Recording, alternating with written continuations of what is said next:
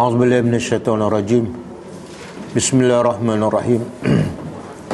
Alhamdulillahirabbil alamin, nahmaduhu wa nasta'inu wa nastaghfiruh. Wa na'udzu billahi min shururi anfusina wa min sayyiati a'malina.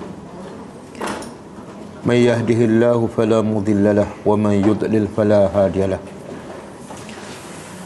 Asyhadu an la ilaha illallah wahdahu la syarika lahu wa asyhadu anna Muhammadan 'abduhu wa rasuluh. Subhanaka la ilma lana illa ma 'allamtana innaka antal alimul hakim. Allahumma 'allimna ma yanfa'una wanfa'na bima 'allamtana wa zidna ilma. Allahumma ati anfusana taqwaha wa zakkiha anta khairu man zakkaha anta waliyuha wa maulaha. Rabbi yassir wa la tu'assir, Rabbi tammim bil khair, amma ba'du. InsyaAllah kita sambung tadabbur surah Al-An'am ayat 99. Sebelum tu kita tengok pengajaran ayat lepas. Ayat keberapa yang belum ada pengajaran? Last 96. Okey, ayat 96. A'udzubillahi minasyaitonirrajim. Faliqul isbah wa ja'ala al-laila sakanan wasyamsa wal qamara husbana. Dzalika taqdirul azizil alim. Maksudnya Allah yang membelah subuh ataupun fajar, dan dia telah menjadikan malam itu sebagai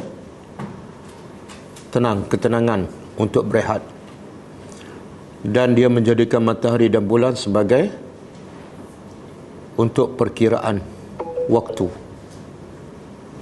Demikian itu ketetapan Allah yang Maha Perkasa lagi Maha Mengetahui. Pengajarannya, pertama,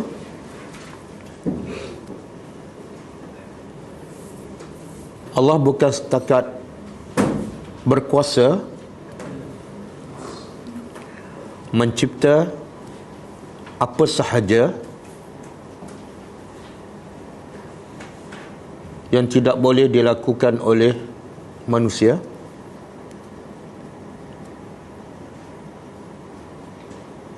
tetapi Allah juga adalah Maha Penyayang.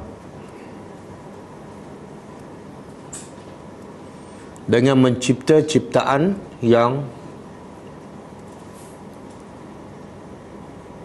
tidak lain tidak bukan untuk memberi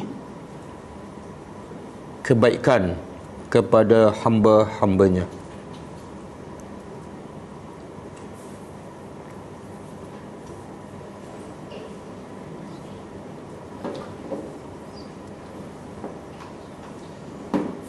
Yang kedua, Allah mencipta waktu subuh dan siang hari untuk manusia mudah bekerja mencari rezeki.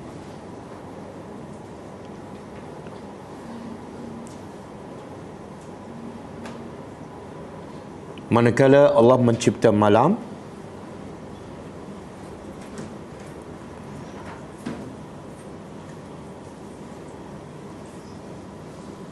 dalam keadaan gelap dan tenang untuk memudahkan manusia berehat dan tidur.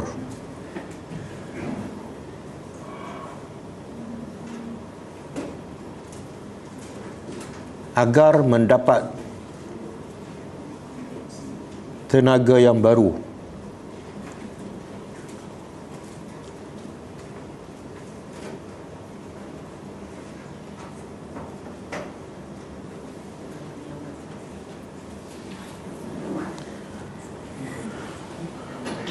Yang ketiga, Allah juga mencipta matahari dan bulan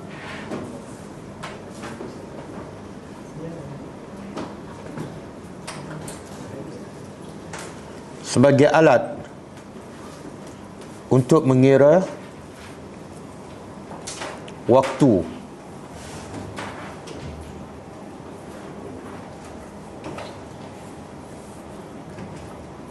dan juga untuk memudahkan beribadat kepada Allah.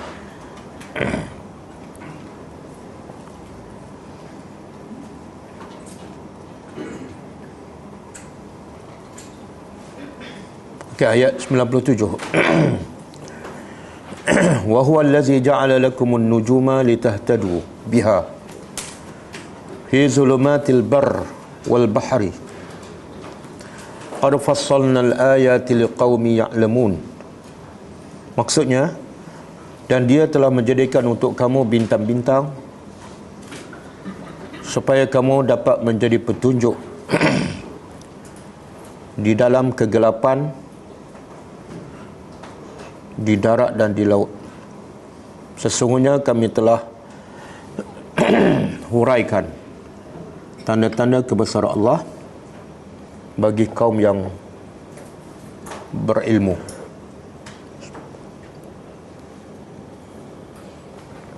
Pengajarannya, Allah juga menjadikan bintang-bintang sebagai perhiasan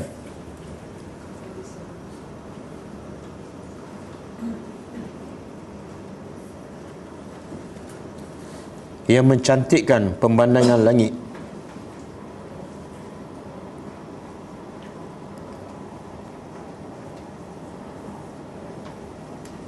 Dan sebagai alat untuk merejam syaitan.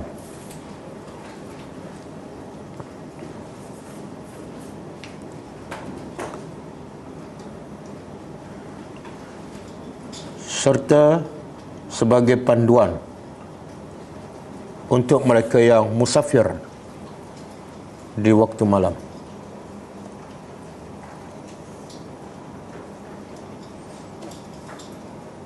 Yang kedua, hanya mereka yang berilmu sahaja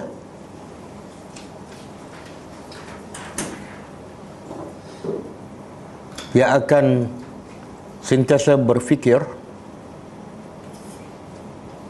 dan akhirnya akan merasai kebesaran dan kehebatan Allah.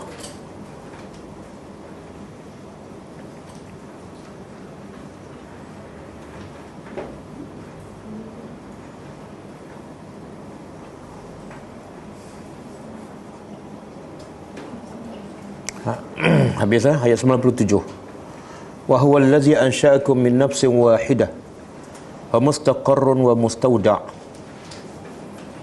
qad fassalna al-ayati liqaumi yafqahun. Maksudnya, dan dialah yang telah mencipta kamu daripada jiwa yang satu,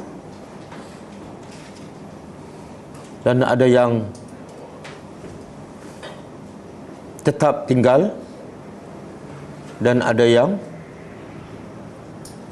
berakhir.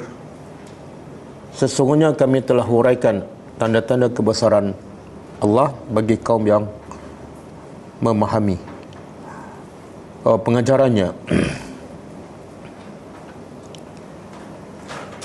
Allah satu-satunya Tuhan yang berhak disembah kerana Dia sahaja yang mencipta manusia daripada Nabi Adam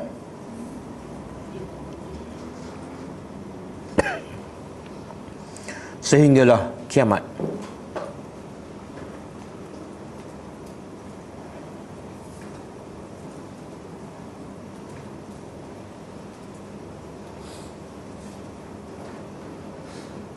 Yang kedua,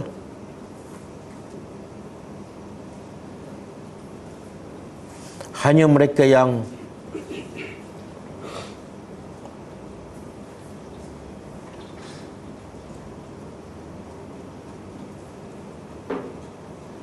mendalami ilmunya, hanya mereka yang mendalami ilmunya sahaja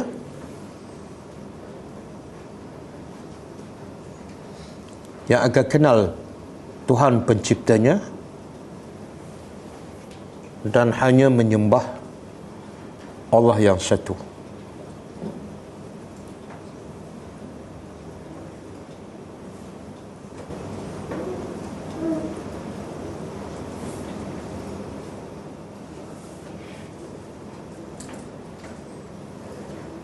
Okey.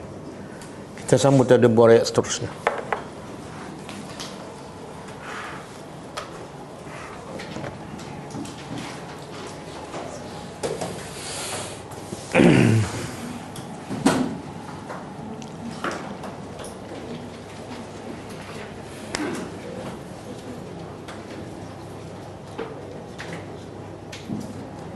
Okey, ayat seterusnya masih dalam sambungan tentang kebesaran Allah.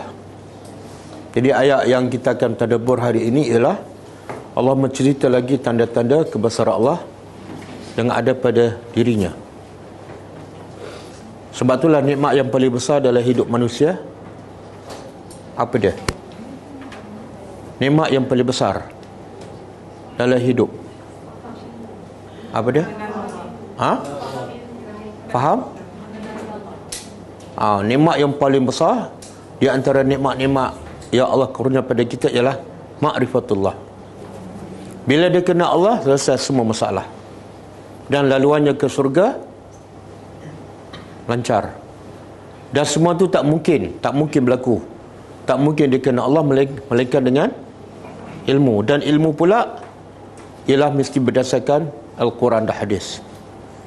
Nabi kata apa? Man salaka tariqan yaltamisu fi ilman sahalallahu lahu tariqan ilal jannah. Siapa yang menempuh jalan untuk menuntut ilmu, maka Allah permudah jalannya ke syurga. Jadi nak ke syurga mesti dengan ilmu. Tapi ilmu yang macam mana? Ilmu Al-Quran dan Sunnah. Sebab hanya dengan kita belajar Al-Quran saja kita akan kenal Allah. Sesiapa yang tak tadabbur Al-Quran, tak mungkin dia akan kenal Allah. Kalau dia mendakwa dia kenal Allah, dia tertipu. Sebab cerita tentang Allah semuanya ada dalam Al-Quran. Okey. Auzubillahi minasyaitanir rajim. Wa huwa, dan dia allazi, yang anzala, telah menurunkan, minas sama'i, dari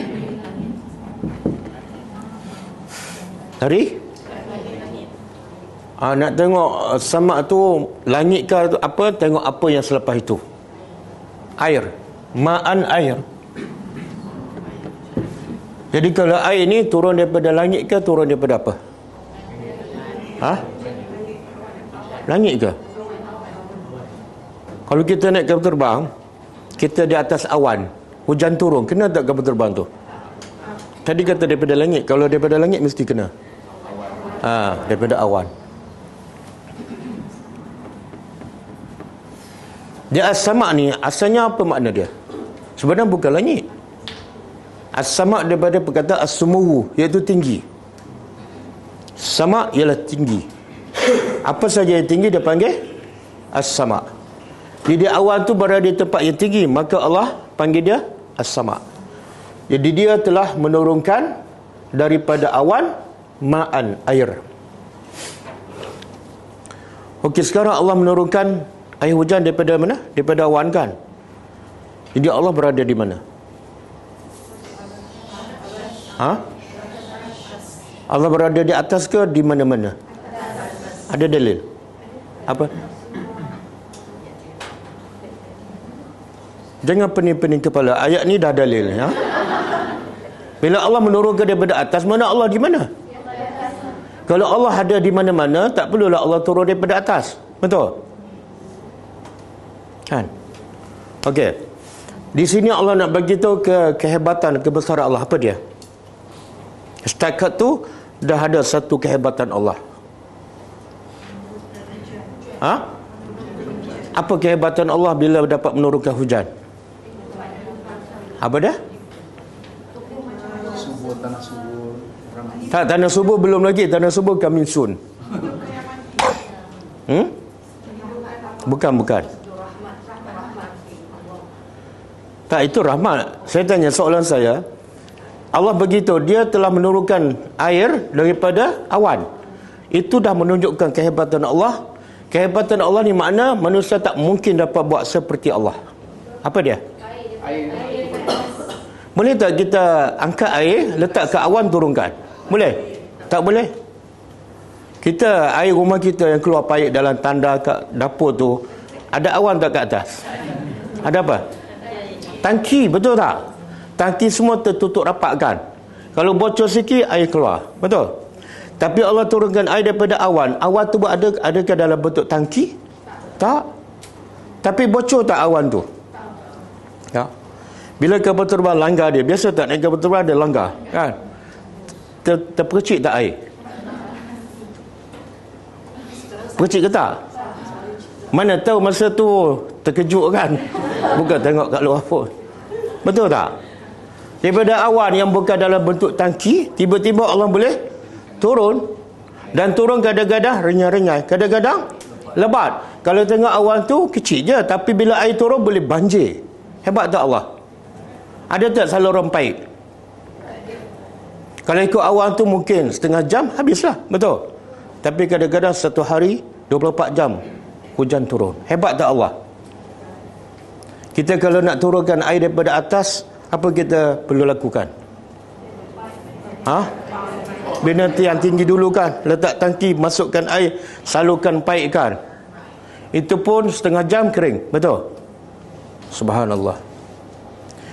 Okey, soalan. Air ni sebenarnya yang turun daripada awan tu daripada mana?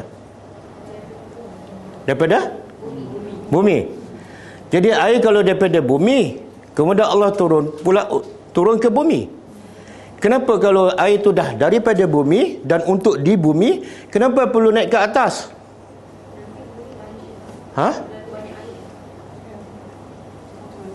Tak, kalau turun daripada banjir ni bila turun daripada atas ke ataupun daripada bawah?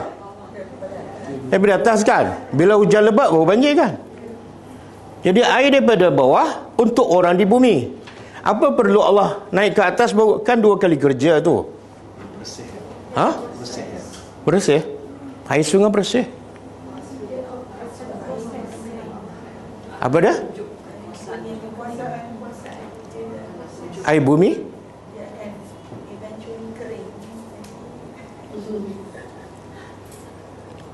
Kenapa tak boleh jawab? Sebab kita jarang ataupun tak pernah berfikir pun. Bila turun hujan kita kata apa? Hujan, angkat kain. Kita jarang berfikir tentang kebesaran Allah. Jadi soalan saya, kenapa air hujan daripada awan tu sebenarnya daripada bumi, dan Allah pun nak turun di bumi. Kalau dah di bumi, kenapa perlu angkat ke atas turun balik? Menunjukkan kalau air itu daripada bumi, untuk orang bumi Allah tak naik ke atas. Jadi tak nampak kehebatan Allah. Betul? Tapi kita pun walaupun naik ke atas turun balik, kita pun tak rasa kehebatan Allah. Sebab kita tak berfikir. Satu. Yang kedua, kalau Allah tak naik ke awan, air daripada bumi, dan orang yang di atas bumi ni kalau nak air cari pergi ke sungai, pergi ke laut kan? Pergi ke perigi.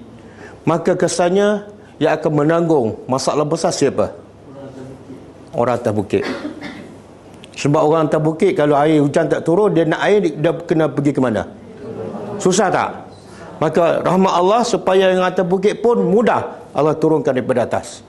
Daripada bawah naik ke atas turun balik, supaya yang tempat tinggi, yang tempat rendah semua dapat air. Itu adalah kehebatan rahmat Allah. Betul?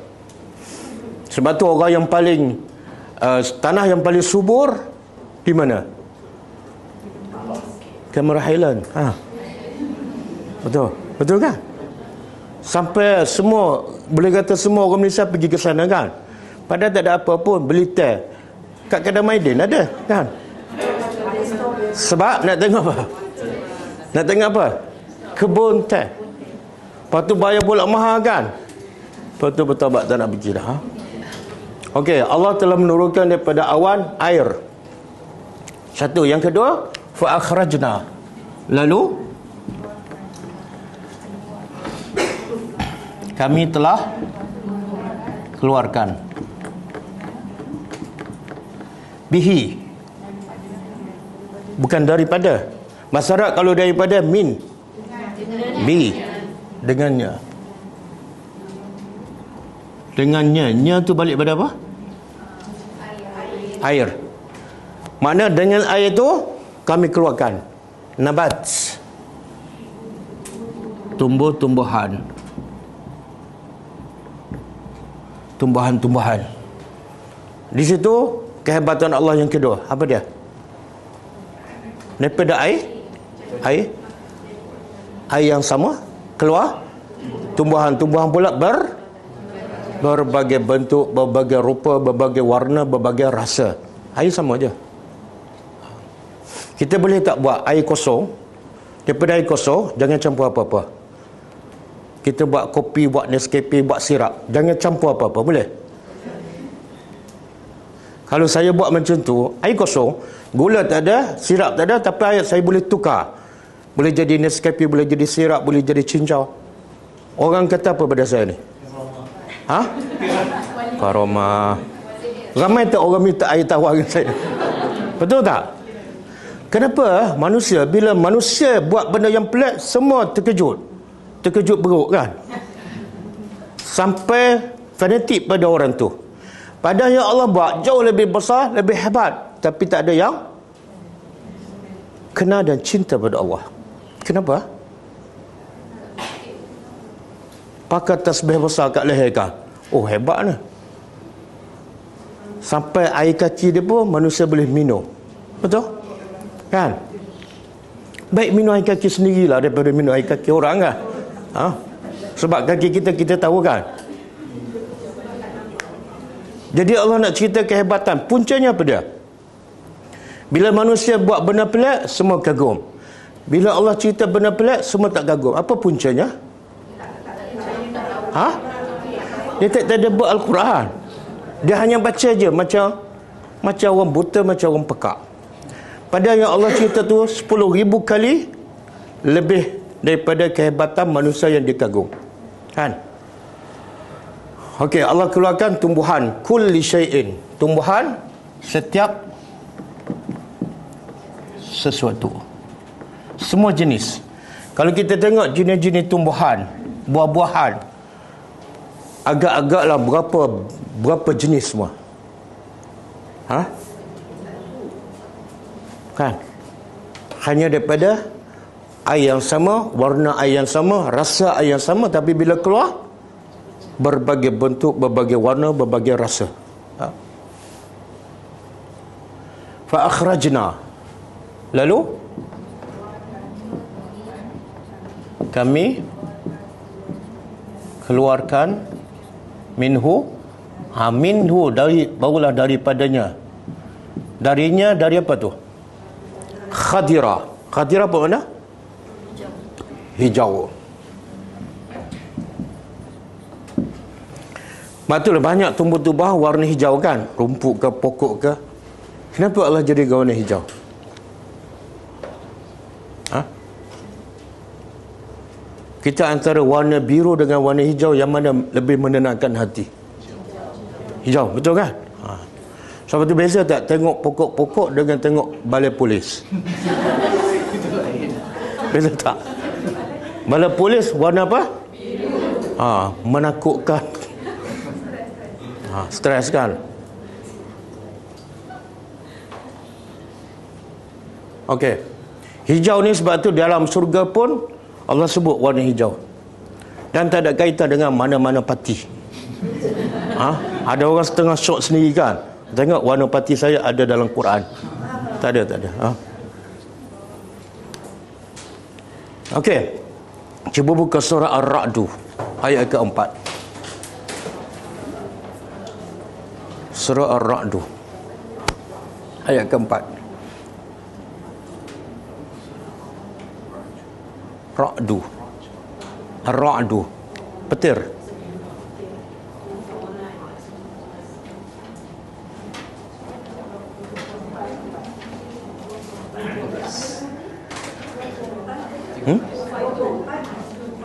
Surah 24. Surah 13 ayat 4. Cuba baca. Apa dia? Wa fil ardi qita'un mutajawiratun wa jannatun min a'nabin wa zar'un wa nakhilun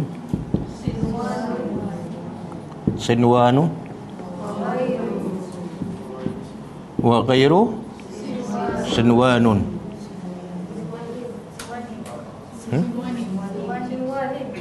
Sinwanin. Tak apalah, tak ada barhibur. Saya tak letak barhibur.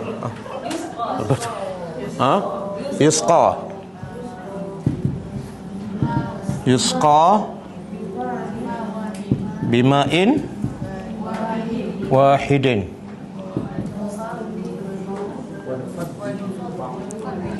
wa nufaddilu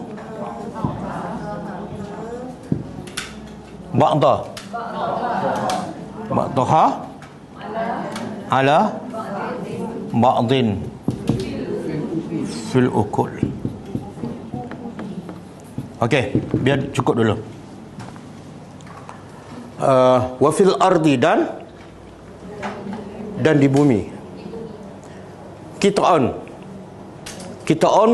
jamak kepada qita'atun, potongan-potongan ataupun kepingan-kepingan. Kepingan apa ni? Tanah. Mutajawirat, yang bersebelahan, berjiran. Tanah ni sebelah dengan tanah ni. Wa jannatun, dan ada kebun-kebun. Kebun daripada apa? Min a'nabin, daripada anggur. Wa zar'in, dan tumbuhan-tumbuhan. Wa nakhilin, dan kurma-kurma. Sinwanun, yang bercabang. Wa ghairu sinwanin, dan yang tidak bercabang. Jadi Allah sebut pokok apa ni? Anggur, kurma, dan tumbuhan. Biasa dalam Quran kalau Allah sebut buah-buahan, 3 jenis je. Kurma, anggur, satu lagi zaitun. Kalau ada satu lagi pun ar-rumman, delima. Watin dalam satu surah je. 4-5 buah, jenis buah saja Allah sebut dalam Quran. Allah tak sebut yang lain. Kenapa? Sebab ayat ni turun pada orang Arab di Mekah. Dan tanaman buah-buahan yang ada di tempat itu hanya 4-5 jenis sahaja. Jadi tujuan Al-Quran diturunkan untuk mereka faham. Jadi Allah tak akan sebut buah-buahan yang tak ada di tempat mereka. Allah tak kata watin, wadurian, wal manggis. Agak-agak bela tak orang Arab. Apa ni manggis? Okey, anggur. Satu. Yang kedua, anggur dengan kurma ni yang paling banyak disebut. Kenapa? Anggur dengan kurma. Musangkin lagi sedap lah. Sebab dua jenis ni buah-buahan yang paling istimewa. Pertama dari segi zat. Dia, kalau kurma ni bukan setakat buah-buahan tapi boleh berzat, boleh mengenyangkan. Kan Nabi biasa kadang-kadang 3 bulan Nabi makan apa? Kurma dengan air kosong je. Tapi kalau kita makan durian 3 bulan, okey tak? Meletup lah. Jadi kurma ni bukan setakat buah tapi boleh mengenyangkan. Yang kedua, kurma ni buahan yang boleh makan ketika kering dan basah. Ketika basah boleh makan tak? Cuma nama dia lain. Nama apa? Rutab. Kalau yang sebelum rutab tu, rutab tu dah manis. Sebelum tu pun orang dah makan. Warna merah tu. Dia panggil apa? Balah. Kan? Balah. Tak pernah makan kan? Dan ketika kering, memang yang banyak kita beli ketika kering. Anggur pun sama. Jenis buahan yang boleh makan ketika kering dan basah. Anggur ketika basah kita makan. Ketika kering, makan. Tapi durian makan tak ketika basah dan kering? Tak ada kan? Tak ada. Yang ketiga, kelebihan anggur dengan kurma, buah-buahan yang paling mudah dipetik dan dimakan. Pokoknya rendah, petik makan terus, tak payah koyak, tak ada kulit. Betul kan? Pisang boleh tak? Petik makan terus. Tak boleh. Durian lagi tak boleh. Jadi ini antara kelebihan yang Allah cipta dan juga rahmat Allah untuk memudahkan manusia makan. Okey, semua ni Allah kata apa? Semua ni anggur banyak jenis tak? Anggur saja pun banyak jenis, banyak rasa dan banyak warna, betul? Ada anggur hijau, ada hitam, ada merah. Berbagai-bagai. Namanya anggur. Rasanya berbeza, warna berbeza. Kurma. Namanya kurma tapi ada berapa jenis? Ramai jemaah kita kena tipu, pergi ke kebun kurma kan. Banyak jenis kan. Tapi harga kat situ mahal. Berapa jenis kurma? Subhanallah. Warna lain, bentuk lain, rasa lain. Nama sama. Jadi Allah kata semua tu yusqa. Yusqa apa dia? Disiram. Bima'in wahidin. Dengan satu jenis air sahaja. Satu jenis air sahaja. Tapi bila keluar, berbagai bentuk, berbagai warna, berbagai rasa, pokok pun berlainan. Air satu jenis je. Tanah pula mutajawirat, duduk sebelah. Sini kita tanam kurma, sebelah tanah anggur. Tanah yang sama, air yang sama. Yang ni keluar anggur, yang ni keluar kurma, yang ni keluar durian, yang ni keluar lada, yang ni keluar. Subhanallah. Tapi jarang kita berfikir kan. Sebab itulah, sebab kita tak berfikir, kita hanya tanam pokok dan kita hanya siram bunga, tapi solat lambat juga. Sebab tak rasa kebesaran pencipta tu. Wa nufaddilu, dan kami lebihkan sebahagian tumbuhan buah-buahan itu ke atas sebahagian yang lain fil ukul, dari segi rasa. Betul kan? Anggur ni kata-kata tak sedap, ada biji. Yang ni pula tak ada biji. Durian kita rasa yang ni D24 sedap kan? Tapi bila masa makan musangking, semua daripada air yang sama dan tanah yang sama. Okey.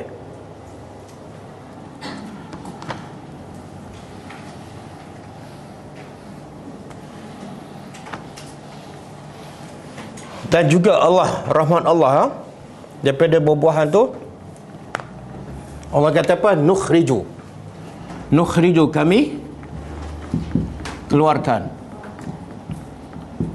minhu, darinya, dari air itu kami keluarkan habban mutarakiban. Habban apa dia? Biji-bijian. Bijian mutarakiban yang tersusun. Kita pernah dengar tak? Jahil. Pernah dengar kan? Kalau dia 2 kali jahil, dia panggil apa? Dia ada jahil dia selapis je, ada yang jahilnya 2 lapis. Jahil murakkab. Jahil murakkab. Jadi murakkab ni mutarakiban daripada perkataan ni, tersusun.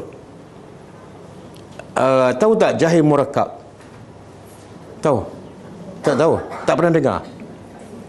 Pertama, dia jahil, dia tak ada ilmu. Yang kedua, dia tidak tahu bahawa dia adalah orang yang jahil. Berapa kali jahil?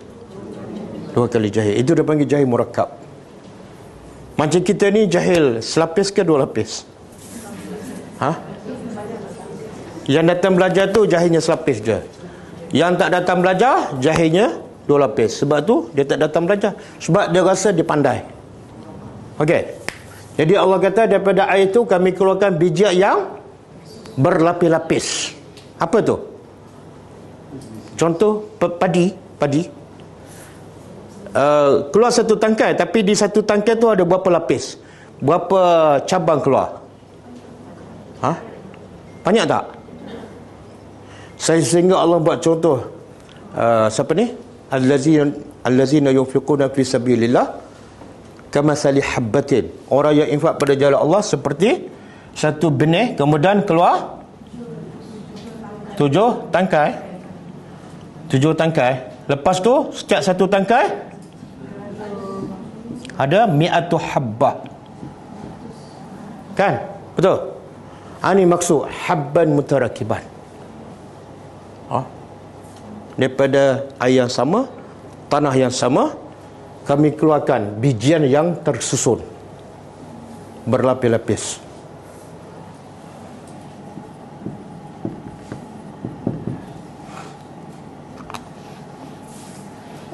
Wa minan nakhli, dan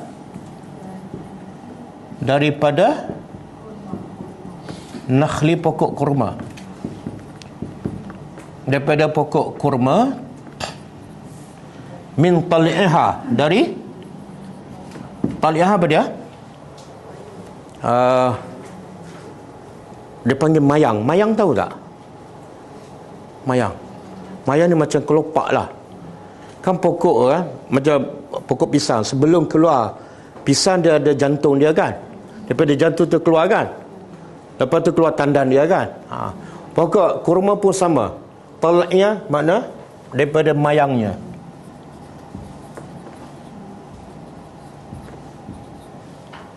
Kenwanun, keluar tandan-tandan. Biasa tengok pokok kurma. Mula-mula mayang, lepas tu keluar tu tandan-tandan. Daripada tandan tu keluar buah-buah, biji-biji kurma. Daniyah, yang daniyah ni daripada dunia. Dunia dinamakan dunia sebab dekat. Dunia tu makna dia dekat. Sebab tu akhirat dia panggil akhirat sebab dia akhir, last sekali. Jadi tanda-tanda yang dekat. Maksudnya kalau kita pergi ke kebun kurma, kita tengok pokok kurma biasanya rendah. Boleh capai dengan tangan je. Ini maksud dia. Tapi ada juga yang tinggi. Cuma kebanyakannya sebab apa ni? Sebab rahmat Allah. Dan wajannatin, dan kebun-kebun, min, dari a'nabin, anggur-anggur, wazaitun, dan buah zaitun. Buah zaitun ni biasa banyak di mana?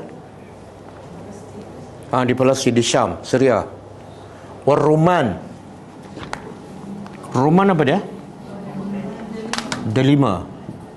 Delima ni banyak di Taif. Jadi semua buah-buahan yang Allah sebut ni ada di tanah Arab. Mushtabihan. Mushtabihan sama. Wa ghayra mutasyabih, dan tidak sama.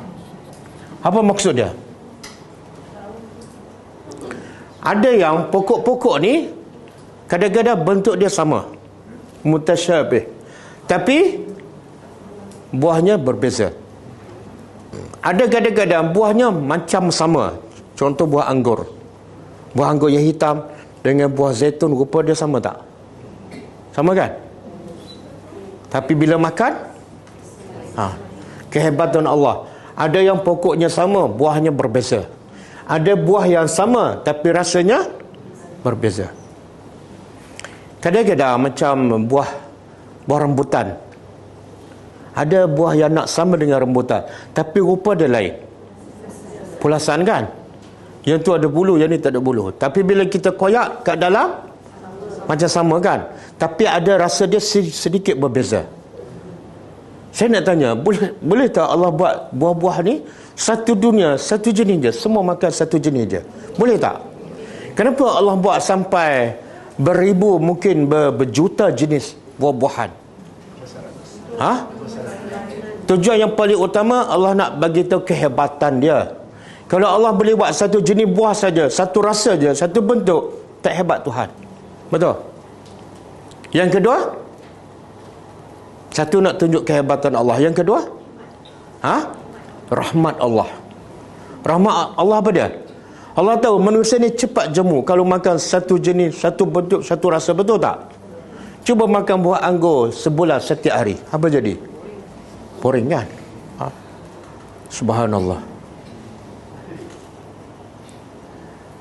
Ni, yang Allah sebut 4-5 jenis kan? Anggur, kurma, zaitun, delima. Zaman dulu, zaman Nabi. Tapi sekarang, kalau kita pergi Mekah, ada berapa jenis buah-buahan? Pernah pergi kan? Berapa jenis buah ada kat Mekah sekarang? Semua jenis buah ada. Durian pun ada, manggis pun ada. Sampai kat Mekah. Menunjukkan apa tu? Satu, rahmat Allah. Yang kedua, Allah nak berfikir. Allah nak manusia berfikir. Tengok, tempat kamu tak subur, Allah jadikan buah ni subur di tempat lain, tapi sampai pada kamu. Di Malaysia tak subur kalau tanam kurma kan, tapi kita boleh makan kurma dengan apa? Kemudahan. Jalan darat, jalan udara, jalan laut. Semua tu Allah adalah sebagai rahmat Allah kepada kita. Okey, kemudian unzuru. Ini poin dia. Allah kata unzuru. Perhatilah oleh kamu. Perhati apa ni? Ila kepada samarihi, buahnya, iza apabila asmara. Apa dia asmara? Apabila ia berbuah, wa yan'ih, dan ia masak.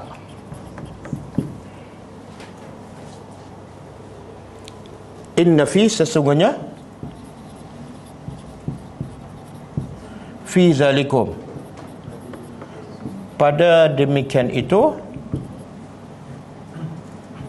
la ayat, pasti ada tanda-tanda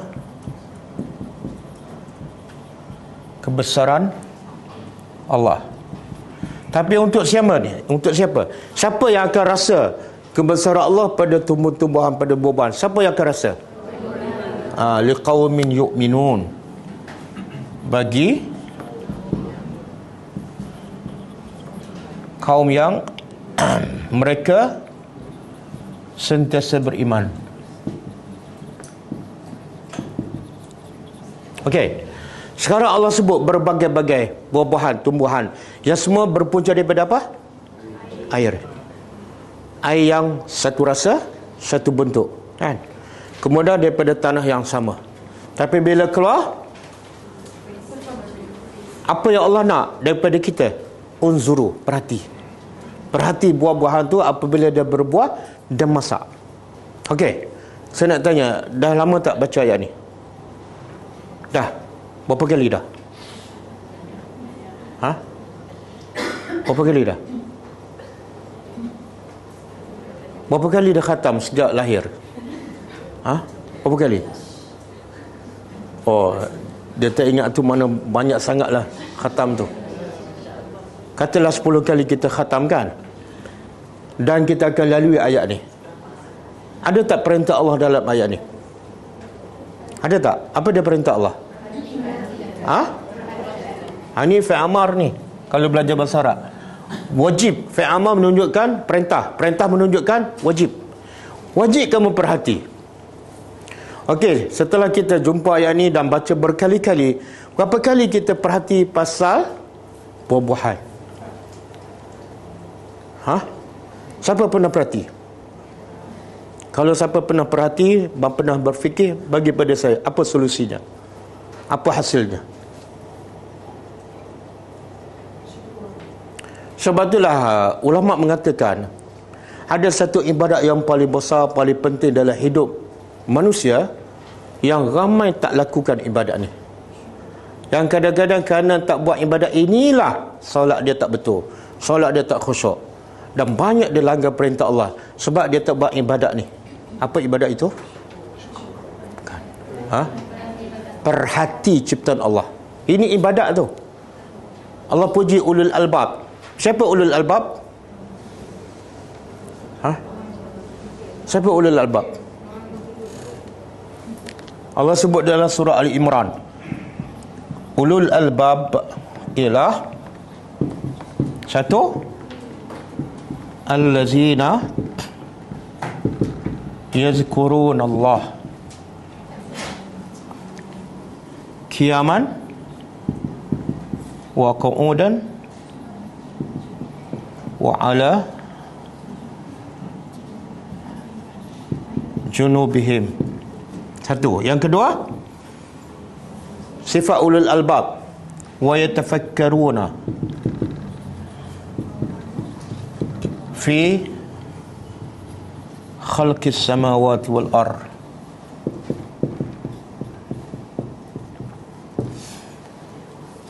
Allah puji ulul albab. Ulul albab yang mana ni? Yang ada dua sifat. Pertama, orang yang sentiasa berzikir pada Allah, sentiasa taat pada Allah. Bila ni? Semua keadaan. Ketika berdiri, baring, duduk. Hati dia, mulut dia sentiasa ingat pada Allah. Apa pendorong utama? Pendorong utama untuk dia sentiasa taat, sentiasa ingat pada Allah. Pendorong utama apa dah? Nombor dua, iaitu wa yatafakkaruna fi khalqis samawati wal ard. Dia sentiasa berfikir tentang ciptaan Allah. Bila sentiasa berfikir tentang ciptaan Allah, dia rasa kehebatan Allah, kebesaran Allah, yang itu menjadikan mulutnya subhanallah, sentiasa berzikir. Tapi kalau nombor dua tak ada, nombor satu tak ada. Betul tak? Kita dalam sepanjang kehidupan kita 24 jam setiap hari, kita banyak ingat apa dia?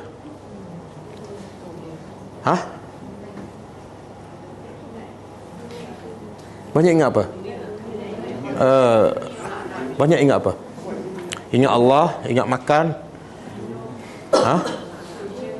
Apa dia? Kerja. Yang paling banyak anak-anak. Kenapa kita sedikit sekali ingat Allah? Kadang-kadang yang sedikit tu pun hanya mulut je bergerak, fikiran, betul? Fikiran melayang. Mulut je kata Allahu Akbar, tapi fikiran melayang. Tapi kalau kita ingat pada makanan, fikiran melayang ke? Tak, khusyuk, fokus. Kenapa? Sebab sebenarnya kita belum kenal Allah dengan erti kata yang sebenar. Bila orang kenal Allah, dia hidup untuk Allah je. Nabi Muhammad dan para sahabat hidup untuk Allah je, untuk agama Allah, tak ada langsung untuk kepentingan diri. Sebab apa? Kalau dia hidup untuk Allah, dia akan dapat apa? Dia akan dapat lebih daripada yang manusia sibuk dengan dunia tu. Dia akan dapat syurga. Jadi kenapa aku nak fikirkan dunia sampai terlepas yang lebih baik daripada dunia? Okey? Okey, sekarang makna kita semua ni tak berfikir tentang ni. Yang Allah kata, perhatilah kepada buah-buahan apabila dia berbuah dan masak. Semua tak pernah berfikir, betul?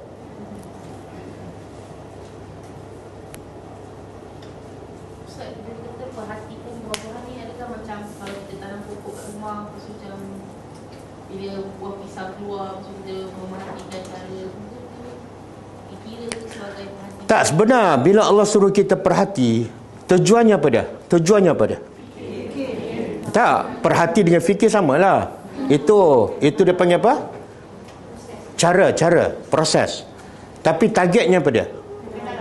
Supaya kita betul-betul kenal dan rasa kebesaran Allah, sehingga hidup kita untuk Allah sahaja. Itu tujuannya. Jadi soalan tadi, sampai tak tujuan tu? Kalau tak sampai, belum. Okey, saya bagi contoh lah. Buah-buahan, biasa waktu masa dia putih, warna apa? Hijau. Bila masak? Kalau pisang, bila putih hijau. Bila masak? Kuning. Bila dah buruk? Hitam. Perhati tak, kenapa Allah tukar warna tu? Satu kehebatan Allah kan. Buah yang sama boleh bertukar 3 warna. Hijau, kuning, hitam. Kan? Kehebatan Allah. Yang kedua, Kenapa Allah tukar warna? Ha? Tahu apa? Subhanallah. Kalau Allah jadikan putih pun hijau, masak pun hijau, buruk pun hijau, apa jadi? Apakah jadi? Kita ambil pisang, Allah putih, buang. Betul tak? Ambil pula, tunggu-tunggu, ambil pula, tengok buruk dah, buang juga. Susah tak kita? Rahmat Allah, Allah tukar warna supaya kita tak susah. Rambutan ketika putih warna apa? Ketika masak merah, ada yang kuning kan? Bila buruk, rahmat Allah. Perhati tak? Perhati bila ni? Sekarang. Perasan tak? Bila katalah buah durian ke, buah rambutan ke, katalah ada satu kebun, ada 100 pokok. Kita tanam waktu yang sama, berbuah waktu yang sama. Tapi bila masak, kita perasan tak dia masak serentak ke berbeza waktu? Kenapa? Kenapa? Tanam waktu yang sama, baja waktu yang sama, berbuah waktu yang sama, tapi bila masak waktu yang berbeza. Subhanallah. Cuba bayangkan kalau orang ada kebun durian ke, kebun rambutan ke, ada 100 pokok, masak sekaligus, apa jadi? Ya Allah, sayang Allah pada kita. Kan? Ada buah yang Allah jadikan masak dengan berubah warna. Ada buah warna dia sama. Durian waktu putih warna apa? Waktu masak hijau, waktu buruk. Tapi Allah bagi kelebihan, kita boleh tahu bila dia masak. Dengan apa? Bau dia. Betul tak? Ada Allah bagi masak tu tandanya warna, ada waktu tandanya bau. Okey. Tembikai masa putih warna apa? Hijau. Masa masak hijau. Ada bau tak? Tak ada. Macam mana kita tak tahu dia masak? Betul. Subhanallah. Kadang-kadang kita tengok tangkai dia kan, Allah mesti bagi tanda sebab rahmat.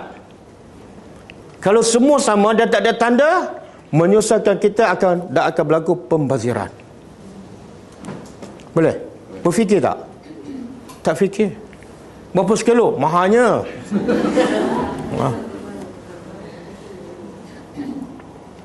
Dan dengan sebab buah air yang sama, tanah yang sama, tapi keluar harga berbeza.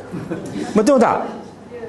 Air sama, baja yang sama, tanah yang sama, keluar yang ni RM10 sekilo, yang tu musangking berapa? Ya Allah, sampai kaya sebab apa? Daripada air yang sama. Kaya sebab apa? Allah jadikan warna dia, rasa dia, nilai dia, harganya mahal.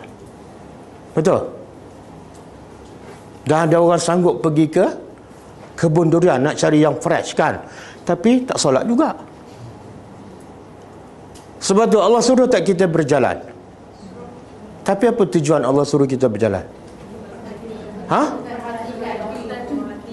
Allah suruh kita berjalan supaya kita perhati ke, bukan nak seronok. Kalau berjalan nak seronok tapi tak kena Allah, membazir masa, membazir duit, membazirkan umur. Semakin jauh dia berjalan, semakin lupa kepada Allah. Itu perjalanan yang sia-sia. Allah sebut apa? Fasiru fil ardi, berjalan di atas muka bumi. Lepas tu fanzuru kaifa kana aqibatul mukazzibin. Berjalanlah, tapi tengoklah bagaimana Allah binasakan orang-orang terdahulu sebab tak bersyukur kepada Allah. Tapi berapa ramai yang berjalan, lepas berjalan dia semakin kenal Allah, semakin cinta Allah, semakin taat pada Allah. Berapa ramai? Berapa ramai? Ni semua suka berjalan ke? Betul tak? Betul tak? Ha. Kalau saya buat package melancong ke Turki, ke China, dengan package pergi ke kebun nak perhati buah-buahan tanpa kos, nak pilih yang mana? Ha? Pergi Turki kan? Ha. Sebab apa? Kita nak kepuasan. Sebenarnya kepuasan yang paling hebat ialah bila kita kenal pencipta dunia. Betul tak? Apa mana hati puas tapi akhirnya jumpa Allah, Allah tak reda pada kita.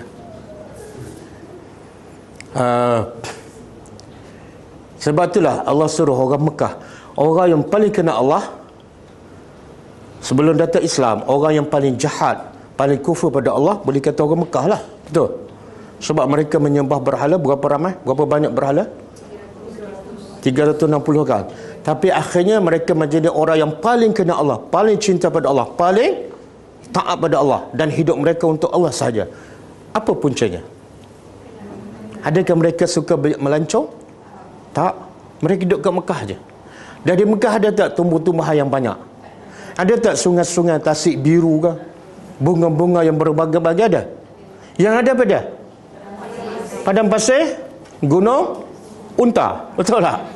Tapi mereka lah orang yang paling kenal Allah, paling cinta Allah, dan hidup mereka 24 jam untuk agama Allah. Sebab apa? Sebab Allah perintah dalam Quran supaya mereka perhati apa? Apa yang keliling mereka sahaja cukup. Afala yanzuruna ilal ibil. Perhatilah unta yang depan mata kamu tu. Tak payah perhati kapal terbang, perhati unta. Itu dah menunjukkan kehebatan Allah. Betul kan? Unta boleh bertahan lama, kan? Minum air sikit, makanan, boleh berjalan dalam perjalanan yang jauh. Siapa cipta dia? Tengah padang pasir panas macam mana dia boleh berjalan. Kamu dah lembek dah, kamu dah pensan, unta boleh bawa lagi kamu. Lagi Allah kata apa? Perhati pada apa? Wa ilal jibal, gunung ganang tu begitu kuat, kokoh sebagai pemasak bumi. Gunung ada tak kat Mekah? Kemudian tengok pada langit, siapa yang tinggikan langit tanpa tiang? Allah. Tengok pada bumi, siapa yang hamparkan bumi sehingga kamu boleh musafir ke Syam, ke Yaman dengan mudah. Dengan sebab itu mereka menjadi orang yang paling kenal Allah, tanpa mereka musafir ke mana-mana. Betul? Kita musafir ke mana dah? Satu dunia. Tapi jadi tak orang yang hebat macam sahabat Nabi? Jadi tak? Tak. Kenapa? Kenapa? Tu tak puas lagi tu, ada 3 negara belum pergi tu. Tunggu je PKP, kan? Kenapa? Kita berjalan lagi banyak tempat, lagi banyak benda pelik kita tengok. Tapi tak jadi orang sehebat Nabi dan para sahabat. Kenapa? Jawapannya buka surah Al-Hajj ayat 46.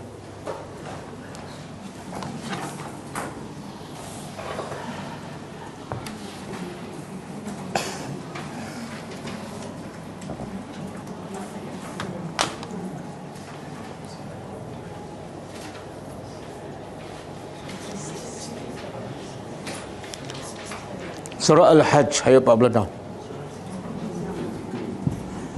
Afalam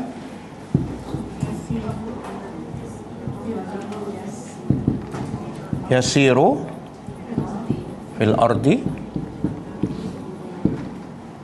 kemudian fatakunu lahum qulubun ya'kiluna biha au azanun yasma'una biha.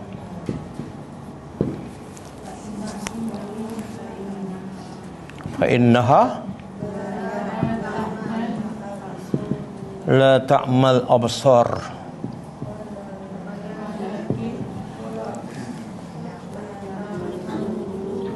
walakin ta'mal qulubu allati fis sudur. Okey, cuba tadabbur. Afalam. Ni huruf istifham, dan bila Allah sebut istifham bukan Allah nak jawapan, sebab Allah Maha mengetahui. Bila Allah sebut istifham ni lebih kepada apa? Sama ada nak mencela, menyindir. Afalam yasiru, apakah tidak yasiru, mereka berjalan. Kenapa mereka tidak berjalan? Fil ardi, di atas muka bumi. Kemudian fatakunu lahum, maka ketika mereka berjalan Ada bersama mereka qulub. Apa dia qulub? Hati-hati ataupun akal-akal yang yaqiluna biha, yang mereka boleh berfikir dengan akal tu. Ketika berjalan, tak ada ke? Allah nak tanya. Ketika kamu berjalan melihat kebesaran Allah, kamu tak ada akal ke yang bersama kamu, yang membawa untuk kamu berfikir tentang kebesaran Allah? Ataupun azanun, ada? Ketika kamu berjalan, kamu tak ada ke telinga yang yasma'una biha, kamu boleh mendengar tazkirah dan sebagainya. Tapi Allah kata fa innaha, sesungguhnya orang yang suka berjalan tapi tak nampak kebesaran Allah, la ta'mal absar, dia bukan buta mata. Mata cukup clear, warna sangat jelas, tetapi walakin ta'mal qulub, buta hati yang di dada. Betul? Sebab tu bila tengok kebesaran Allah, kagum, terkejut, selfie, tapi tak sampai ke siapa pencipta yang hebat ni, tak sampai ke situ. Betul kan? Sama juga orang kafir, suka tak berjalan satu dunia, suka tak masuk hutan, dia kagum tak dengan hutan-hutan apa semua, tapi sampai tak tu je, dia tak pergi selapis lagi. Siapa mencipta hutan ni? Betul? Kita pernah pergi New Zealand? Tak pernah. Tapi dalam senarai ini, saya pernah pergi. Ramai orang Malaysia pergikan, tambahan dia pun boleh tahan mahal. Pergi tengok apa ni, kandang kambing, penuh kambing kan. Lepas tu tengok tasik-tasik biru, ya Allah, semua kagum. Tapi orang kat situ tak beriman. Faham tak? Orang kat situ, yang kita sanggup pergi berbelanja beribu, pergi kat situ nak tengok ciptaan Allah. Tapi orang tu sebelah dia je, kenapa dia tak beriman? Sepatut tempat tu hebat, lagi memudahkan untuk mereka beriman. Betul? Kenapa mereka tak beriman? Sebab mereka buta hati. Lepas tu orang Malaysia pergi pula kat sana kadang-kadang, kan, balik-balik cerita pasal apa? Biasa kalau dia pergi melancur ke mana-mana, bila balik dia cerita apa pada kawan dia? Siapa ada pengalaman? Dia cerita apa? Kamu kena pergilah, kalau tak pergi rugilah. Seronok, tenang jiwa. Saya rasalah, saya tak pernah dengar lah, mungkin ada. Bila balik melancur ke luar negeri, dia kata, hebatnya Allah, hebat. Kamu pergilah, perhatilah kehebatan ciptaan Allah. Semoga kamu menjadi orang yang semakin kenal Allah. Ada tak ayat macam tu? Ada?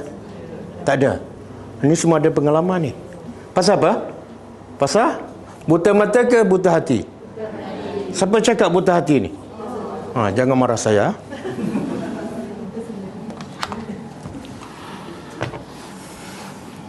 Saya pergi ke satu sandakan Sabah. Kebetulan ada masa free, saya pergi tempat orang hutan. Ingat orang hutan ke? Orang hutan pakai baju tak? Tak pakai. Tapi ramai masalah datang daripada UK, US, datang pun tak pakai baju, tengok orang hutan tu. Jadi apa beza orang hutan dengan masalah tu? Tak, orang hutan lagi baik. Orang hutan tak pakai baju sebab dia tak ada akal. Betul? Yang tengok dia tu, jadi siapa beruntung? Pernah tak orang hutan pergi ke UK tengok orang UK? Pelik tak manusia? Datang daripada jauh, habiskan duit nak tengok orang hutan. Orang hutan terkejut, apa kelebihan aku ni?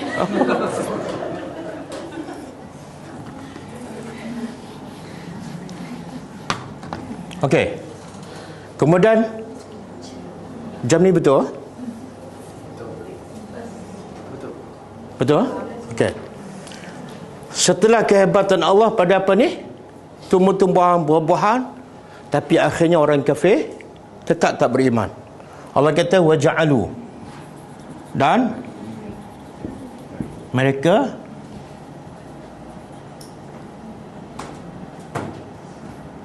menjadikan lillah, bagi Allah, syuraka, sekutu-sekutu. Jin perempuan. Ini lagi kebodohan manusia. Dia bukan setakat tak sembah Allah, tapi dia tuduh pula Allah ada anak. Seperti apa ni? Siapa ni? Kristian tuduh anak lelaki Allah siapa? Nabi Isa. Okey, Yahudi pula tuduh juga Allah ada anak lelaki. Siapa? Uzair. Dan ada juga yang menuduh Allah ada anak perempuan. Siapa?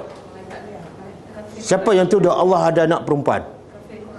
Kafir Quraisy. Siapa anak perempuan Allah bagi mereka? Mereka. Kan?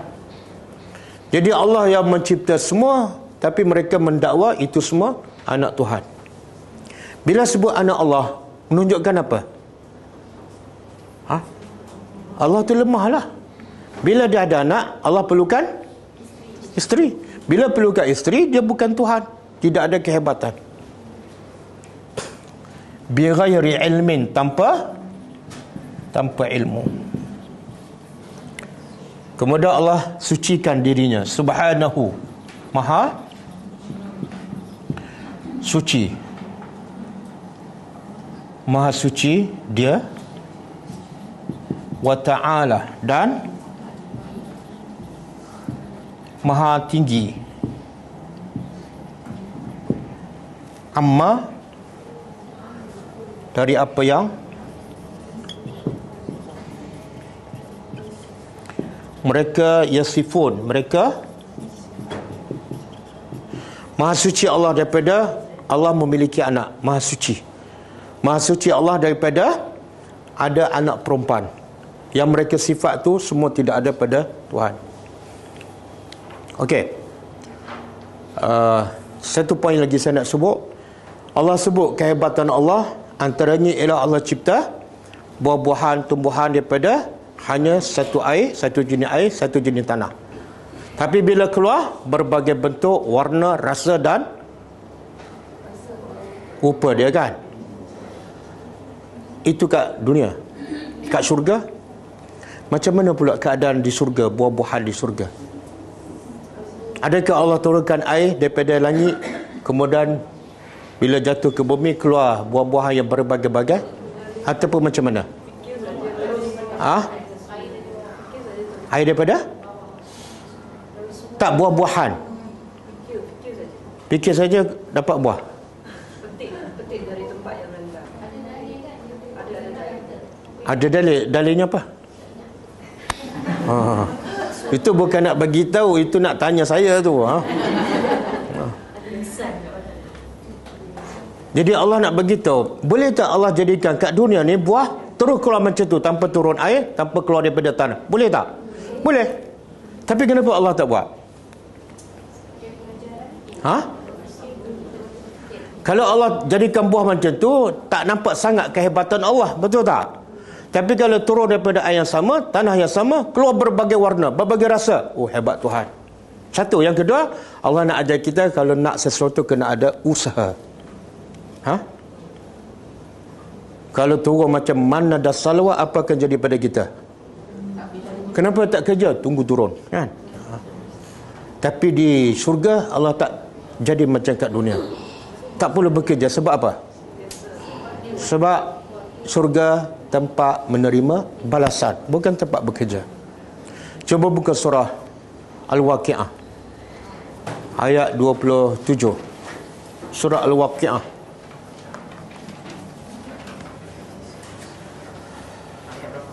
27.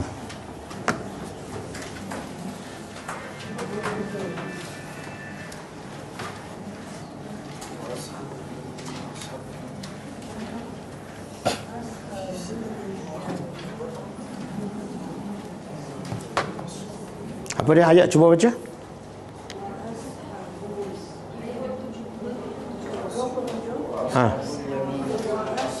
Okey, ayat 28.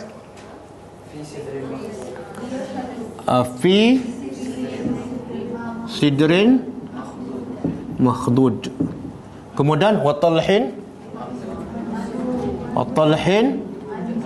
mamdud. Apa tu?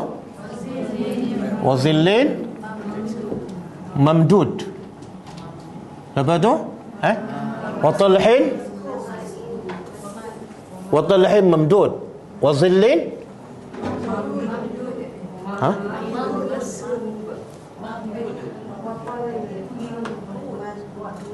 wa talhin mamdud. Ini mamdud. Kemudian wa ma'in maskub wa fakihatin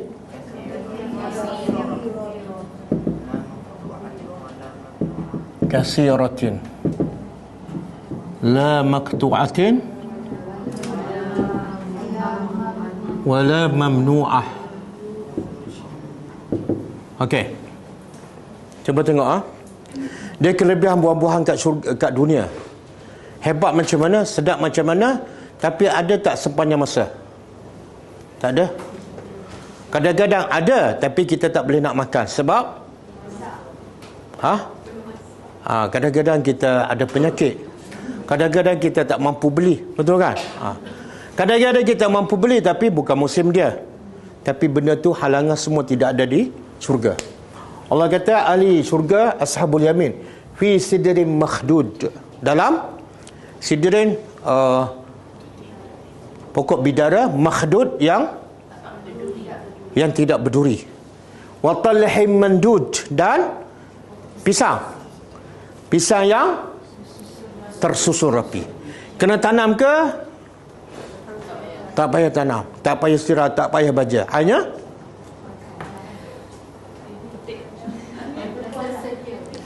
tak ada, kita terlintas dia. Bila terlintas, kita duduk dalam istana kan, nak makan pisang, apa jadi? Tak ada, mana ada bunyi macam tu. Dia kalau ada bunyi mengganggu lah. Pokok tu julai dia akan masuk dalam istana kita dan ikut posisi kita. Kalau kita baring, dia rendah lagi. Kalau kita duduk, dia tinggi sikit. Kalau kita berdiri, maknanya kita tak perlu bergerak apa-apa, tak perlu ulur tangan. Tanam jauh sekali. Dan kata Ibn Abbas, tidak ada yang sama dalam syurga dengan dunia kecuali apa? Nama sahaja. Nama sama pisang, tapi rasanya berbeza. Jangan cari pisang apa? Pisang berangan ke? Jangan cari. Memang tak ada. Durian musangking jangan cari. Sebab apa? Yang dalam syurga semua yang tak pernah kita lihat, tak pernah kita rasa, dan tak pernah terfikir. Semua yang tak ada kat dunia ada di syurga. Jadi bodoh tak manusia tertipu dengan dunia sampai terlepas yang jauh lebih hebat. Kemudian wazillin, di bawah bayangan yang teduh. Kadang-kadang nak cari buah kat Malaysia, kena pergi pasar, kena pergi kebun, panas. Kemudian wama'im maskub, air pula sentiasa mengalir. Betul kan? Bahkan sungai-sungai di syurga 24 jam. Ada 4 jenis. Dan kita boleh alirkan sungai kita di syurga ikut ke mana kita nak pergi. 4 sungai itu adalah milik kita. Kemudian fakihah, buah-buahan yang banyak. Dan Allah beritahu lagi kelebihan buah-buahan di syurga. La maqtu'ah, tak terputus. Allah nak begitu, sangat berbeza dengan dunia. Dunia ni kadang-kadang bermusim. Bukan musim dia tak ada. Sekarang ada durian, susah nak cari kan. Kadang-kadang manggis tak ada. Kalau ada sikit pun harga melambung kan. Rela tak beli, rela tahan je, meleleh helio. Sebab apa? RM20 sekilo. Tapi di syurga tak pernah terputus. Yang kedua, wala mamnu'ah, tidak pernah. Apa maksud terlarang? Kadang-kadang kat dunia terputus musim. Kadang-kadang ada tapi terhalang. Sakit perut tak boleh makan. Kadang-kadang mahal. Kadang-kadang kita beli tapi buruk, terhalang. Tapi semua dua halangan ni tak ada kat syurga. Iaitu tidak dia sentiasa ada. Yang kedua, tidak ada halangan bila-bila masa, di mana-mana saja. Nikmat tak? Okey, cukup lah. Kita baca sikit buku Syarah Riyadhus Salihin. Ada soalan tak berkenaan dengan tadabbur dua ayat ni?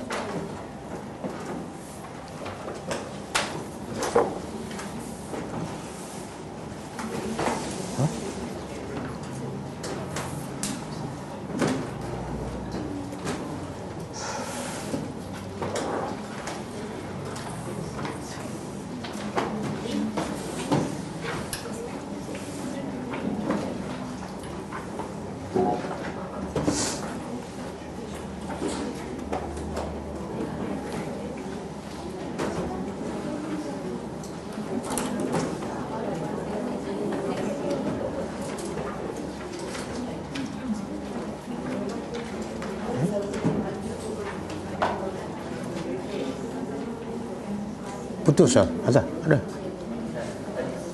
Oh, sekejap. Sekarang okey dah?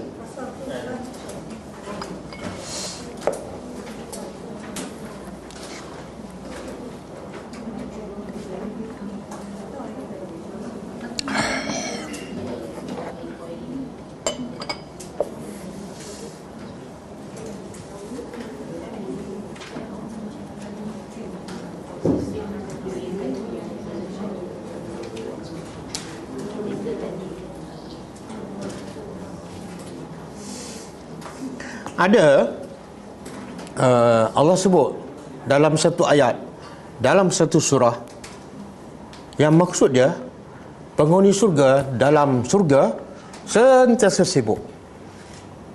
Sibuk dengan apa?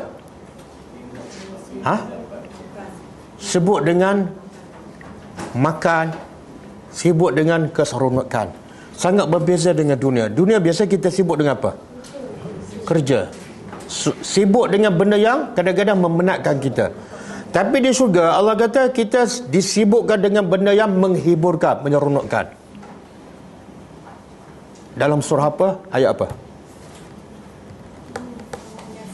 Sesungguhnya penghuni surga sentiasa sibuk dengan benda yang melazatkan. Betul ke? Ayat berapa? Saya nak test ni, surah yang selalu baca, perasan tak? Waqiah jarang baca. Ini selalu baca. Berzama dia baca.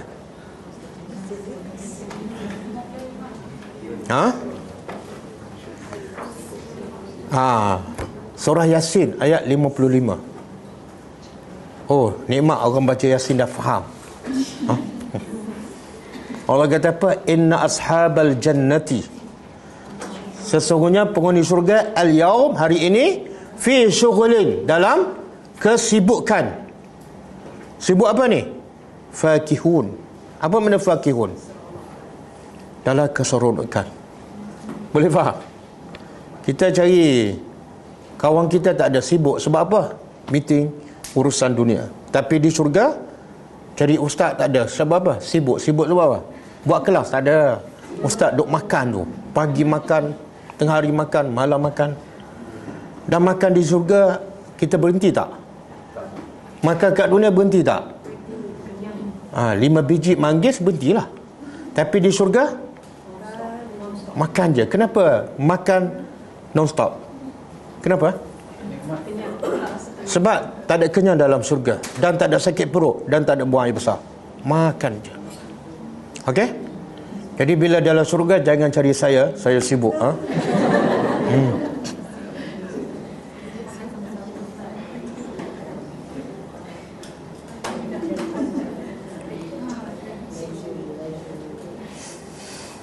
Okey, kita baca Riyadhus Salihin.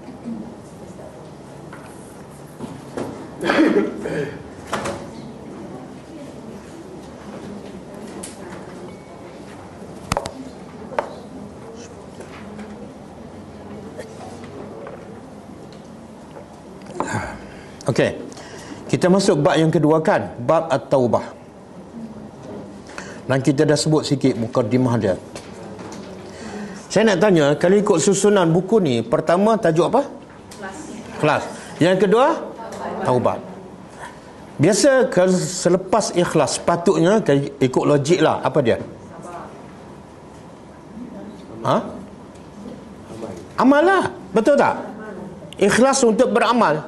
Sepatut tajuk yang kedua selepas ikhlas ialah beramal. Tapi kenapa taubat? Ha? Dia antara sebab manusia tak beramal sebab apa? Tak beramal dan malas beramal sebab dosa. Jadi kamu ikhlas macam mana, tapi kalau dosa penuh, hati hitam, kamu tak akan beramal. Tajuk ikhlas tu sia-sia je. Faham tak? Jadi taubat tu sebenarnya adalah amalan, tapi amalan yang boleh menggerakkan amalan-amalan yang lain. Lepas tu kalau kita nak pergi haji, yang paling penting taubat. Kita nak masuk bulan Ramadan, yang paling penting bertaubat. Kalau tak bertaubat, haji kita tak akan ke mana. Balik walhasil, balik asal. Masuk bulan Ramadan kalau tak bertaubat, walhasil balik asal. Rupa dia sebelum Ramadan dengan selepas Ramadan sama je. Sebab tidak ada syarat kedua, ikhlas dah tapi tak bertaubat. Okey? Jadi penulis ni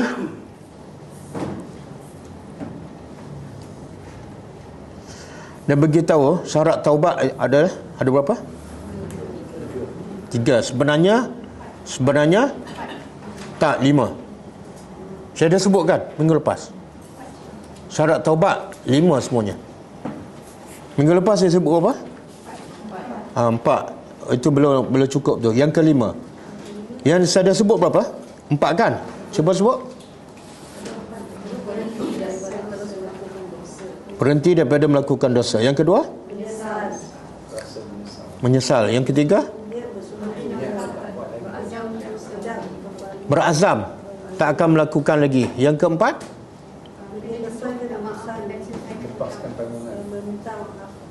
Melepaskan tanggungan.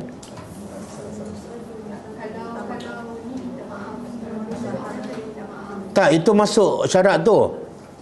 Meninggalkan dosa. Dia meninggalkan dosa ni ada 2. Satu, kalau melibatkan kita dengan Allah. Kalau kita buat benda yang haram, tinggallah. Kalau kita tak buat yang wajib, kita buat.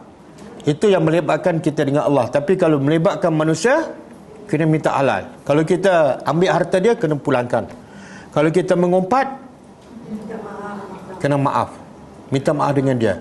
Cuma ulama berbeza kalau mengumpat ni. Kalau orang yang kita umpat tahu kita mengumpat dia, maka pendapat paling kuat kita kena jumpa dia dan minta halal. Saya ada mengumpat kamu sekian-sekian, bagi tahu dia. Kalau dia halal, halal lah. Kalau dia tak maafkan, kita tangguhlah di akhirat besok. Okey? Tapi kalau kita mengumpat dan dia pun tak tahu, dia tak tahu kita mengumpat dia, maka kata ulama tak perlu kita jumpa dia dan tak perlu kita minta maaf dengan dia. Sebab dia tak rasa apa-apa pun, dia tak tahu. Tapi yang perlu kita lakukan pada, kita kena cerita pada orang yang kita umpat tu, sebenar yang saya umpat kawan tu sebenar tak betul. Kita betulkan balik dan kita cerita kebaikan orang yang kita umpat pada orang yang kita bagi tahu. Bersihkan balik nama dia dan tanpa perlu jumpa orang yang kita umpat. Bila tu? Kalau orang yang kita umpat belum tahu kita mengumpat dia. Boleh faham? Dosa mengumpat sangat-sangat susah. Kena minta Allah. Kalau dia dah mati, kita nak minta maaf, tengok-tengok mati dah. Tengah hari tadi mati dah. Macam mana? Kata ulama, kita minta ampun kepada Allah untuknya. Ya Allah, ampunlah dosa dia.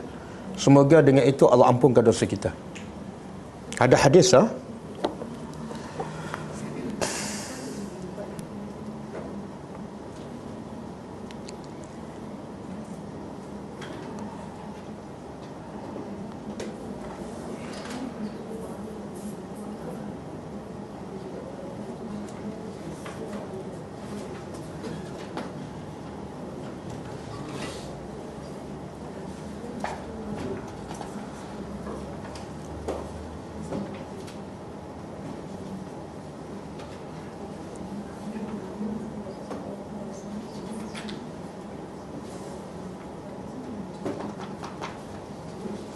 Okey, hadis ni dikeluarkan Ibnu Abi Dunya.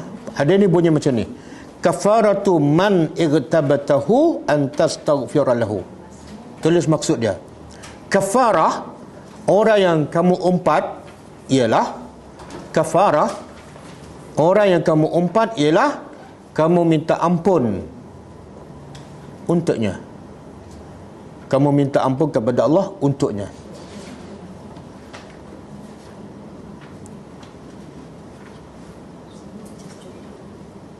Macam mana kita kata Allah maghfir lahu, ya Allah ampunlah dosa dia. Semoga Allah ampunkan dosa kita.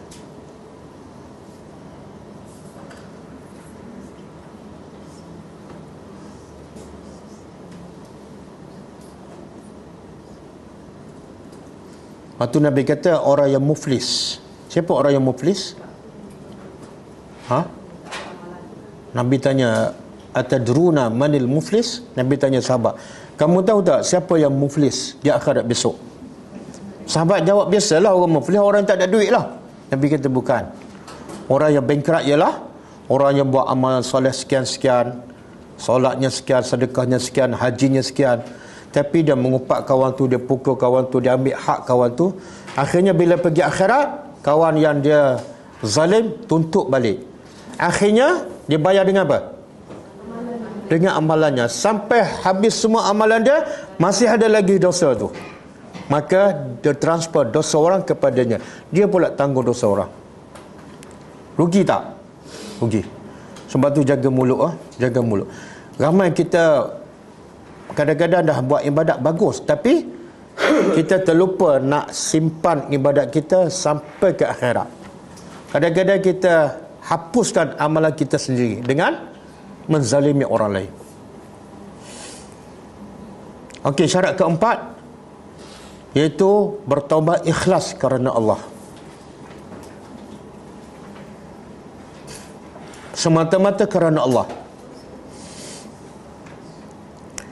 Syarat ni penting sebab ada orang bertaubat bukan kerana Allah. Contohlah, dia dulu minum arak, masa duit banyak. Lepas tu syarikat dia bankrupt. Dia tak ada duit nak minum arak, nak berzina. Dia berkata, ya Allah aku bertaubatlah. Tapi dia tak ikhlas. Dalam hati dia, kalau aku dapat duit semula, aku akan minum arak. Taubatnya tidak ada faedah. Kan? Kadang-kadang dia sihat walafiat, tak pergi masjid. Lepas tu bila Allah bagi dia sakit, dia bertaubat. Kononnya, wahai Tuhan aku bertaubat, aku nak pergi masjid je. Tapi dalam hati dia bukan kerana nak betul-betul pergi masjid, tapi sebab dia memang lemah. Taubat tu tak diterima. Dia suka mengumpat. Lepas tu mulut dia, gigi dia tercabukkan. 4 batang tak ada. Ya Allah kau dah bertaubat, ya aku tak nak bertaubat. Tiba-tiba dapat gigi palsu, dia mengumpat lagi. Taubatnya langsung tak diterima oleh Allah. Boleh faham? Ada yang macam tu. Kadang-kadang dia nak kahwin dengan si fulan. Jadi bakar mak mertua dia kata, kalau nak kahwin dengan anak saya, berhenti merokok. Dia pun kata, ya Allah aku bertaubatlah daripada merokok. Taubatnya tak diterima. Sebab bukan kerana Allah. Ramai macam tu. Kadang-kadang dia bertaubat, dia buka aurat.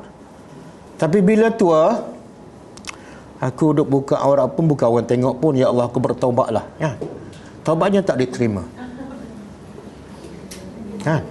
Taubatnya tak diterima. Sebab tu penting betul-betul kerana Allah.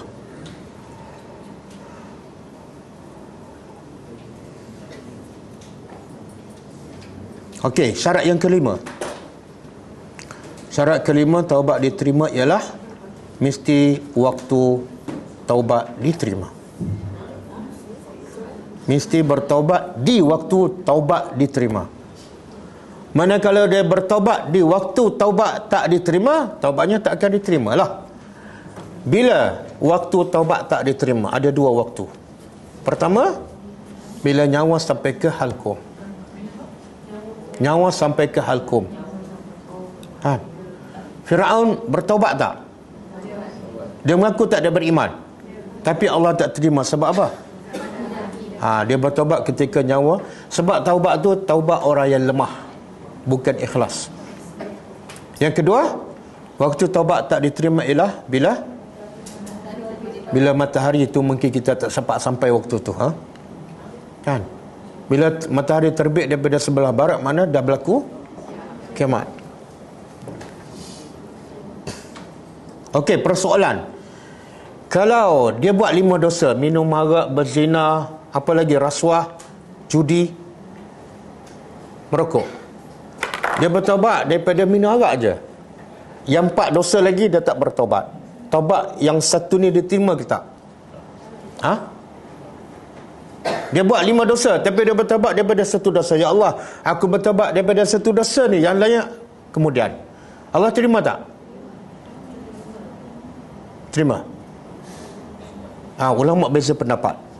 Pendapat pertama, tak terima. Sebab macam mana kamu bertaubat tapi masih buat 4 dosa?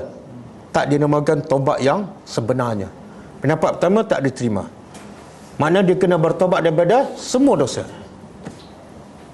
Pendapat kedua, diterima. Taubat dosa tu diterima, tapi dosa lain Allah tak terima sebab dia belum bertaubat. Faham? Okey, ada satu lagi isu. Dia contoh, dia berzina. Dia bertaubat daripada zina.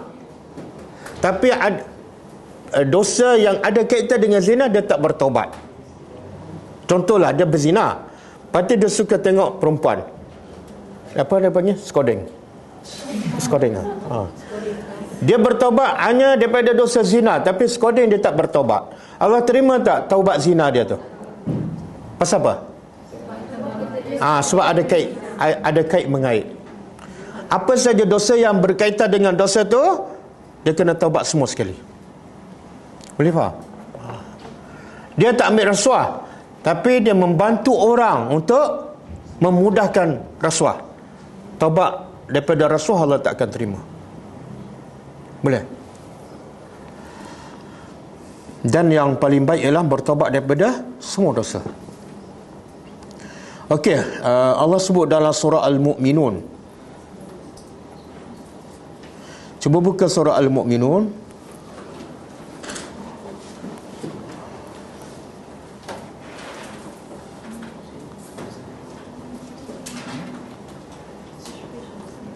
Ayat sorry, surah An-Nur. Surah An-Nur ayat 31.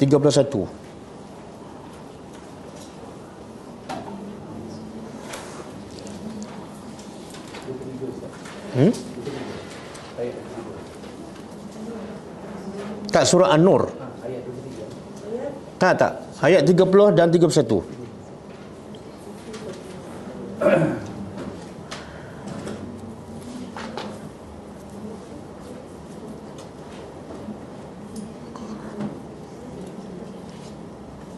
Cuba baca maksud ayat 30 dan 31 surah An-Nur. Masing-masing baca.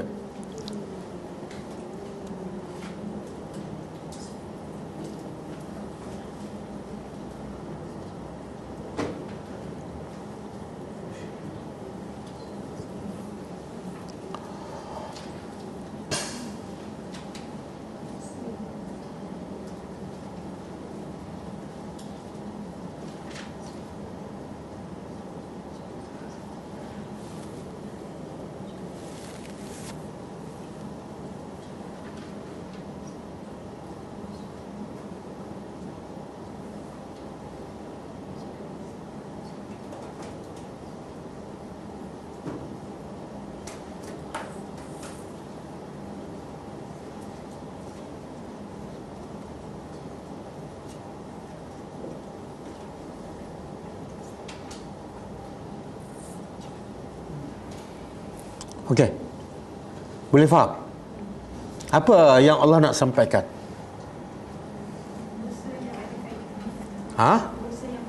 Apa dia? Yang mula-mula Allah larang apa dia? Tundukkan? Simple kan? Nampak macam kecil je. Tunduk pandangan mata kamu. Dan Allah larang bukan lelaki saja, Allah larang juga perempuan. Perempuan pun tak boleh tengok aurat lelaki. Kemudian last kali hujung ayat 31 Allah kata apa? Wahai orang beriman, bertaubatlah kepada Allah. Apa dah? Supaya kamu la'allakum tuflihun. Bertaubatlah kepada Allah supaya kamu berjaya. Maksud apa tu? selagi kamu tak bertaubat kepada Allah, mustahil kamu menjadi orang yang berjaya. Mustahil kamu akan masuk syurga. Jadi Allah nak bagi tahu syarat kamu berjaya mendapat syurga, taubat. Bermula daripada apa? Dosa apa tu? Kenapa ni jadi pandang pada wanita tu sangat besar? Sehingga Allah kata di hujung kena bertaubat daripada dosa ni, barulah kamu jadi orang yang berjaya. Kenapa? Sebab fitnah yang paling besar, yang paling dahsyat kepada lelaki ialah fitnah wanita. Nabi kata, ma taraktu fitnatan asyaddu 'ala rijal minan nisa. Aku tak pernah tinggal fitnah yang paling dahsyat kepada lelaki melainkan fitnah wanita. Bermula daripada tengok, lepas tu berzina, hancur agamanya. Macam mana nak berjaya? Taubat. Bermula daripada tengok, kan? Sebab itulah kita tahu tak perancangan musuh. Musuh cukup tahu. Musuh Islam. Bagaimana cara yang paling berkesan nak hancurkan agama umat Islam? Iaitu umpan. Di mana-mana gambar perempuan, betul tak? Iklan kat besar, tepi jalan perempuan. Buka TV, perempuan. Duduk kat mana-mana, pergi kedai, perempuan. Sebab musuh sangat tahu orang Islam ni sangat mudah dikalahkan dengan wanita. Jadi perhatilah anak-anak kita dan sebagainya. Wanita ni paling mudah merosakkan agama lelaki. Bukan sebab perempuan jahat, tapi lelaki yang lemah. Okey. Bolehkah?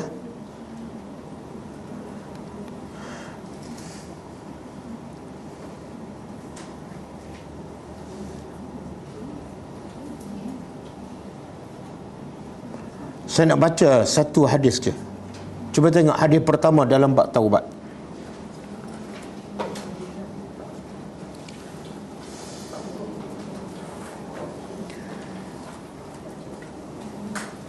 Hadis ke nombor 13 ke? 13 ke 14? Dalam buku tu. Bab taubat. Kalau buku saya hadis yang ke-13. 13, betul? An Abi Hurairah radhiyallahu anhu qala sami'tu Rasulullah sallallahu alaihi wasallam yaqul wallahi inni la astaghfirullah wa atubu ilaih fil yaumi aksar min 70 marrah, rawahul Bukhari. Maksud dia, daripada Abu Hurairah radhiyallahu taala anhu telah berkata, aku telah mendengar Rasulullah SAW berkata, wallahi, demi Allah.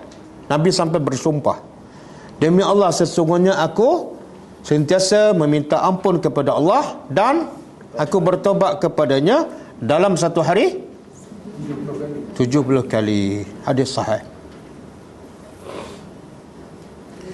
Dan dalam hadis yang sama, hadis 14, maksud lebih kurang sama, cuma angka berbeza. Wa an al-Agharr bin Yasar al-Muzani radhiyallahu ta'ala anhu qala Rasulullah SAW, ya ayuhan nas tubu ilallah. Sabda Nabi SAW, wahai manusia. Nabi kata apa? Wahai manusia, bertobatlah kamu kepada Allah, wastaghfiruhu, dan minta ampun kepadanya. Nabi ada dosa tak? Tak ada. Tapi Nabi beristighfar berapa kali dalam satu hari? Hadis pertama 70 kali. Hadis kedua, dia persoalannya, kenapa Nabi tak ada dosa tapi istighfar sampai 100 kali?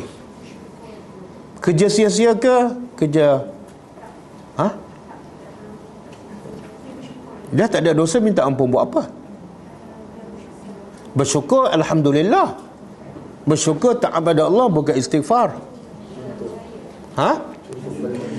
Kan hadis kedua Nabi kata apa? Wahai manusia, bertobatlah pada Allah. Nabi suruh tak? Bila Nabi suruh, Nabi kena buat. Sebab dakwah yang paling berkesan ialah dakwah dengan perbuatan. Kalau Nabi suruh, tiba-tiba Nabi tak istighfar, sahabat akan jawab apa? Alah, Nabi cakap je tak buat. Jadi sangat tidak bagus kepada dakwah. Jadi sebagai contoh, Nabi buat. Dan Nabi buat. Kalau Nabi buat, kenapa Nabi buat 100? Boleh tak Nabi buat 10? Kalau Nabi buat 10, agak-agak lah kita buat berapa? 11 lebih 1 je kan.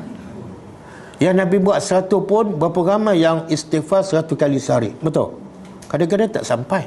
Walaupun Nabi dah 100. Cuba bayangkan kalau Nabi buat 10. Alah, jangan lebih-lebih pada Nabi pula. Nabi 10 je. Ha. Jadi pengajaran di sini apa dia? Daripada 2 hadis ni.